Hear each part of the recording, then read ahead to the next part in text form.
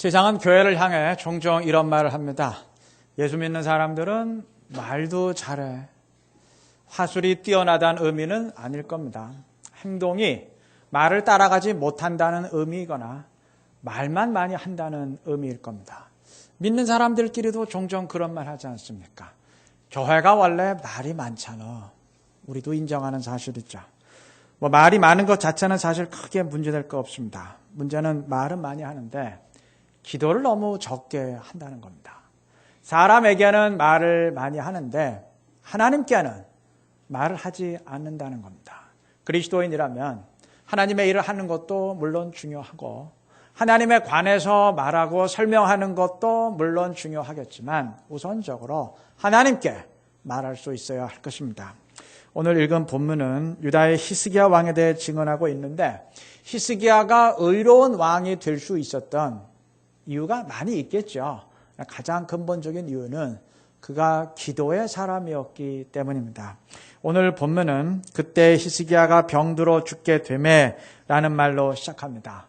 무슨 병인지 성경이 직접 밝히지는 않았지만 어쨌든 이사야 선지자가 그를 찾아와서 내가 죽고 살지 못하려는 하나님의 말씀을 전달했습니다. 이때 히스기야가 한 일은 원망이나 탄식이 아니라 기도입니다. 2절과 3절의 증언처럼 그는 얼굴을 벽으로 향하고 다른 거 아무것도 생각하지 않겠다는 얘기죠. 얼굴을 벽으로 향하고 통곡하며 간구했습니다. 간절히 기도했다는 말입니다. 예수 믿는 사람 쳐놓고 기도 안 하는 사람은 없습니다. 정도의 차이만 있을 뿐이지 어떤 형태로든 기도는 하여간 합니다. 근데 문제는 간절히 기도하느냐는 겁니다. 정말 진솔한 심정으로 매달리며 기도하느냐는 겁니다. 기도는 간절히 하는 것입니다. 하나님은 배고픈 자에게 채워주시고 열망하는 자에게 응답하십니다. 기도나 한번 해볼까? 이런 식으로 기도해서는 안 돼요. 믿져야 본전이다. 이러한 태도로 기도해서는 안 됩니다.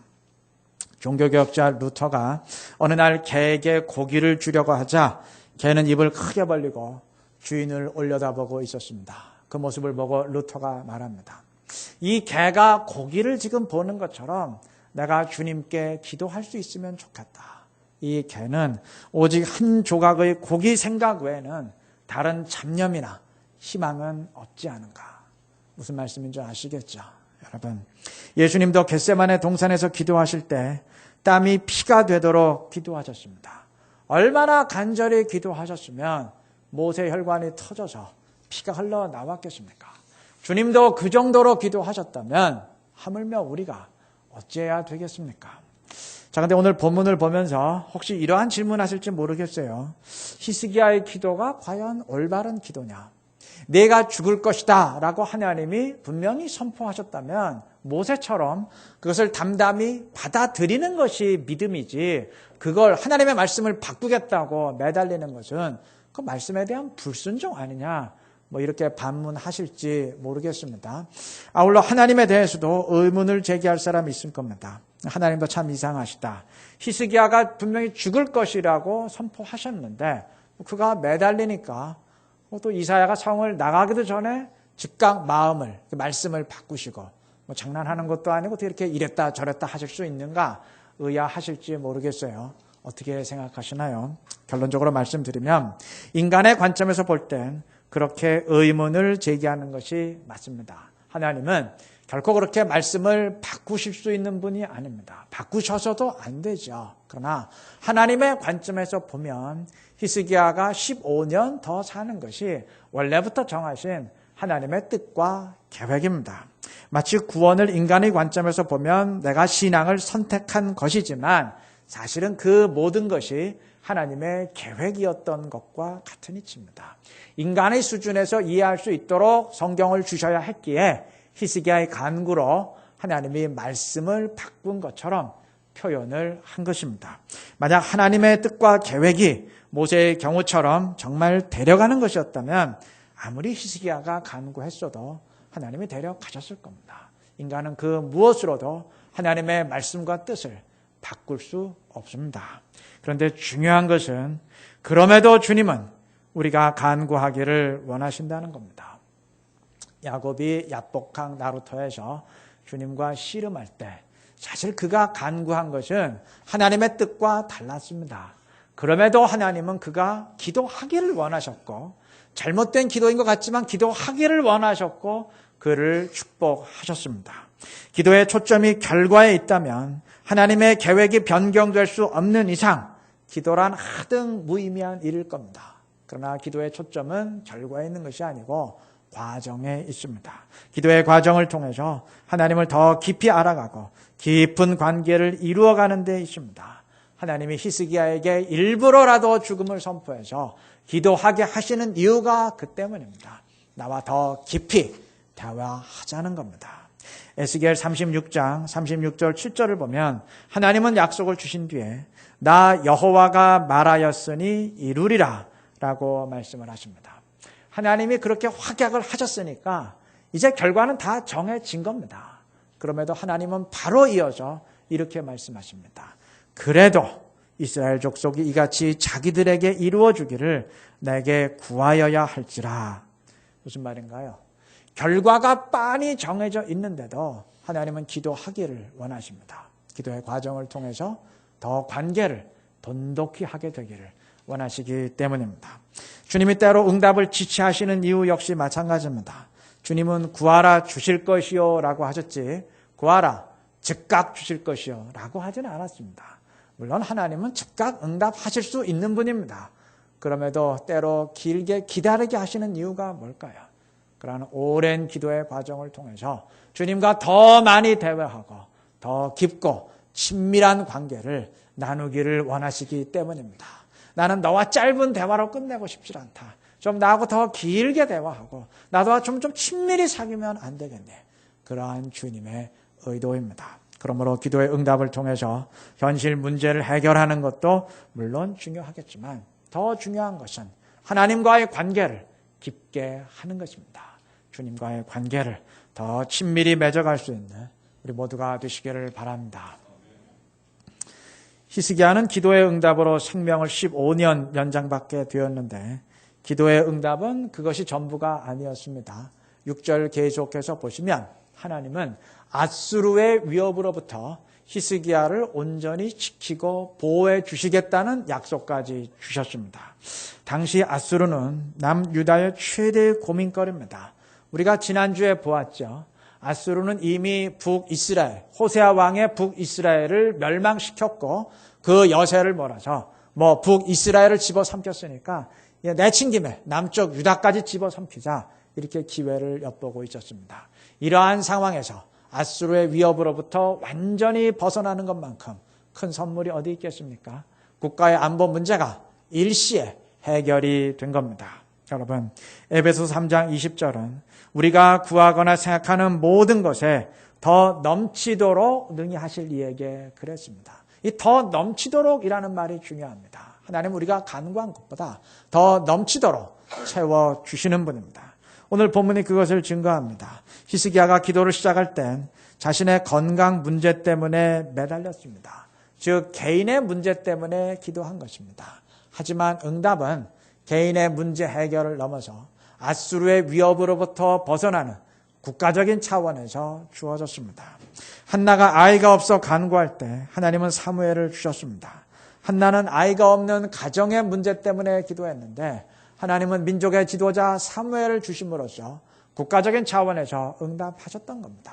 하나님은 우리가 생각지 못한 크고 기이한 일을 보이시는 분입니다. 자, 그런데 이러한 하나님의 그 축복의 특징은 위기를 통해서 주어졌다는 겁니다. 히스기야가 네가 죽으리라는 말을 들었을 땐 그건 분명 그에게 죽을 위기였습니다. 그런데 결과는 그 자신과 유대 나라의 축복이었습니다. 위기가 복이 된 것입니다.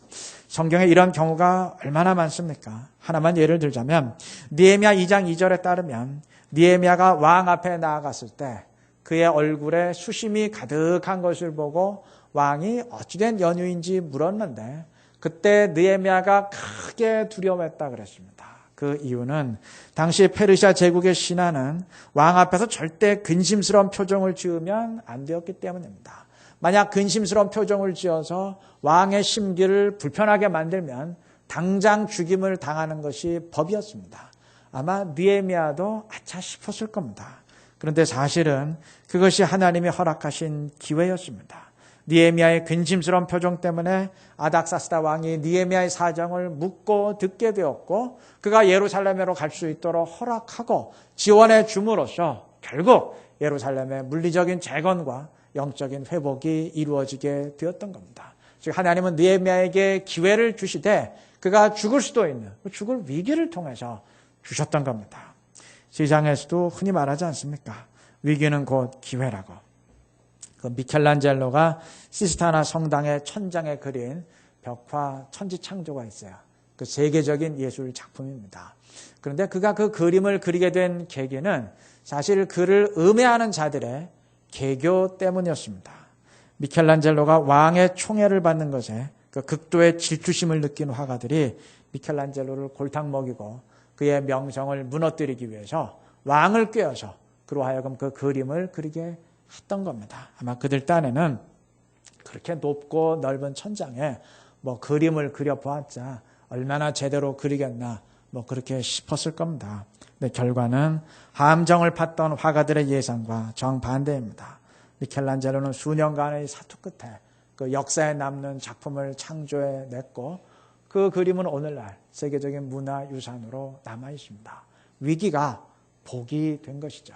세상에 이러한 경우가 많다는 것은 세상을 보고서라도 배우고 깨우치라는 하나님의 교육적인 배려일 겁니다. 물론 모든 위기가 하나님이 그러한 목적으로 주시는 것이다 이런 말은 아니에요. 자연적인 위기가 사실 더 많겠죠. 그러나 자연적인 위기라 할지라도 히스기야처럼 주님을 의지하고 간절히 찾고 기도할 땐 주님이 개입하셔서 그 위기를 복으로 바꾸어 주시는 겁니다. 위기는 복을 주시기 위한 하나님의 전주곡이 될 수 있는 겁니다. 그러므로 위기라는 포장만 보지 말고 그 안에 담긴 하나님의 선물을 꿰뚫어 볼 수 있는 믿음의 일꾼들이 다 되시기를 바랍니다. 지금까지 히스기야의 모범적인 모습을 보았는데 히스기야가 모든 것을 다 잘했던 것은 아닙니다. 오늘 본문은 히스기야의 모범적인 모습을 증언한 다음에 바로 이어서 그의 실수를 한 가지 덧붙였습니다. 히스기야가 죽을 병에서 치유되고 그의 나라 역시 주변의 위협으로부터 벗어나서 태평성대를 구가하게 되니까 12절 말씀처럼 바벨론 왕이 사신을 그에게 보냈습니다. 당시 고대 사회에서는 회복된 군주에게 축하 사신과 예물을 보내는 것이 관례입니다. 그래서 바벨론 왕도 그렇게 했던 것인데 그건 사실 표면적인 이유였고 진짜 이유는 앞으로 유대를 침략하기 위해서 그 상황을 정찰하도록 보냈던 겁니다. 13절의 증언처럼 히스기야는 이들에게 나라의 모든 보물들과 무기들을 하나도 빠짐없이 다 보여주었습니다. 안 그래도 유다를 침략하기 위해서 기회를 엿보고 있는 바벨론인데 그들에게 그 모든 보물들을 다 보여줬으니 이걸 빼앗기 위해서라도 침략해야 되겠다. 그 침공 의지를 더 부채질한 격입니다. 물론 히스기야는 바벨론의 속셈을 몰랐을 수도 있습니다. 문제는 히스기야의 이러한 행동엔 굉장히 심각한 교만이 숨어 있었다는 겁니다. 이 사건에 대한 역대기의 증언이 이 사실을 분명히 지적합니다. 역대하 32장 24절과 25절 보면 그때 히스기야가 병들어 죽게 된 거로 여호와께 기도하매 여호와께서 그에게 대답하시고 또 이적으로 보이셨으나 히스기야가 마음이 교만하여 그 받은 은혜를 보답지 아니함으로 그랬습니다. 여러분, 히스기야의 개인적인 문제와 국가적 문제가 전부 해결된 것이 누구 때문입니까? 여호와 하나님이 특별한 은혜를 베푸신 까닭입니다. 그러면 사신들이 와서 그것을 축하했을 때 모든 일이 여호와로 말미암은 것이라는 태도를 보였어야 되는데 히스기야는 그러하지 못했습니다. 그는 오히려 나라의 온갖 보물들과 무기들까지 다 보여주면서 자신의 통치로 인해서 나라가 이 정도 부강하게 되었다는 것을 드러내려고 했습니다. 역대기는 그의 교만에 대해서 하나님이 진노하셨다고 기록했습니다. 히스기야처럼 의로운 사람도 빠질 수 있을 정도로 교만의 함정은 그만큼 무서운 겁니다. 작가 오스카 와일드가 이런 말을 했어요. 인간의 큰 불행은 두 가지다. 하나는 꿈을 이루지 못하는 것이고 다른 하나는 꿈을 이루게 되는 것이다. 꿈을 이루지 못해서 불행한 것은 쉽게 이해가 되는데 다른 하나는 언뜻 이해가 되지 않아요. 아니 꿈을 이루는 것이 어떻게 불행이 됩니까? 그 이유는 비전을 이룬 다음에 그만 성취감에서 교만에 빠져들 수 있기 때문입니다. 중국 춘추시대 오나라가 원나라에 의해서 멸망당했는데 그 이야기를 들은 그 위나라의 문왕이 신하들에게 물었어요. 그토록 강대하던 오나라가 어찌 망하게 되었는가? 이극이라는 신하가 답변합니다. 싸울 때마다 계속 이겼기 때문입니다. 아니 싸울 때마다 계속 이겼다면 힘이 점점 더 강해지는 것이 마땅하겠거늘 어떻게 멸망당했다는 말이냐? 이극이 이렇게 답변합니다. 계속 이기게 되면 그 나라의 임금은 반드시 교만해집니다. 그래서 걸핏하면 전쟁을 일으켜서 백성들의 삶이 피폐해집니다. 이러고도 망하지 않는 나라는 세상 어디에도 없습니다. 여러분, 실패와 고난이 사람을 망칠 수도 있지만 때론 성공과 승리가 사람을 더 크게 무너뜨릴 수도 있는 겁니다. 삼척동자를 몰아내라는 말이 있습니다. 잘난 척, 있는 척, 아는 척 하지 말라는 겁니다. 우리 앞에 하나님이 계십니다. 알아야 얼만큼 알겠어요. 뭐 좀 있어봐야 얼만큼 있겠어요. 하나님과 비교하면. 제가 이런 비유 종종 말하죠. 골프 싱글 치면 잘 친다 그러죠. 모르겠어 한 번도 안 쳐봐가지고 그런가요? 근데 골프 아무리 잘 쳐도요. 그 옆에 타이거 우즈가 있으면 잘 친다는 소리 안 해요. 골프 좀 치시나요? 아이 못 칩니다. 수영 좀 하는 사람 있어요? 그 옆에 박태환 선수가 있으면요. 수영한다는 얘기 안 해요. 수영 좀 하신다면서요. 아이 무슨 말씀이에요. 초보입니다. 우리 앞에 하나님이 계십니다. 하나님과 함께 하는데 임마누엘의 주님과 함께 하는데 알아야 얼마나 알겠어요? 우리가 가지고 있어야 얼마나 가지고 있겠어요? 그렇죠? 결코 잘난 척할 수 없는 겁니다. 보통 사람이 잘난 척하는 것도 하나님이 싫어하시는데 하물며 하나님의 특별한 은혜를 체험한 사람이 그러한 태도를 보인다면 얼마나 싫어하겠습니까? 고린도후서 10장 17절은 자랑하는 자는 주 안에서 자랑하라 그랬습니다. 번역이 좀 잘못됐어요. 이 말의 정확한 의미는 자랑하는 자는 주님만 자랑하라 그러한 의미입니다. 나를 자랑하는 자가 아니고 하나님의 은혜를 자랑할 수 있는 우리가 되시길 바랍니다. 그렇게 할 때 하나님이 우리를 축복하시고 더 큰 은혜로 부어주실 줄로 믿습니다. 말씀을 맺겠습니다. 그토록 신실했던 히스기야도 모든 문제가 해결된 뒤에 교만한 모습을 보이고 말았습니다. 제가 이런 말씀 이미 드렸던 것 같은데 우리가 오늘 이 기록을 읽었거든요. 하지만 이것을 근거로 히스기야의 모습을 근거로 자신의 부족한 모습을 절대 합리화해서는 안 됩니다. 야 히스기야처럼 그렇게 의로운 사람도 그러니까 성경이 인정하는 그러한 대단한 사람도 교만한 모습을 보여서 하나님의 진노를 불러일으켰다. 아니 히스기야 같은 사람도 그렇게 넘어졌는데 하물며 뭐 나처럼 평범한 사람이 좀 넘어지는 거 부족한 모습을 보이는 거 그 뭐 당연한 것 아니냐 이런 식으로 생각해서는 안 됩니다. 그 반대로 생각해야 됩니다. 히스기야도 위기에서 벗어나 부강하게 되자 그만 교만한 태도를 보일 정도로 그만 넘어질 정도로 지극히 평범한 사람에 불과합니다. 그도 약한 사람이었어요. 그러나 그렇게 평범한 사람임에도 그는 결사적으로 매달려서 기도하는 그러한 믿음의 모습을 보였습니다. 그러한 차원에서 생각해야 됩니다. 오늘 20장의 한 부분을 본문으로 읽었지만 그 앞에 19장에서도 그는 생명을 걸고 결사적으로 기도하는 모습을 보입니다. 그가 보통 사람과 다른 좀 특별한 사람이었기 때문에 그런 믿음의 모습 보인 거 아니에요.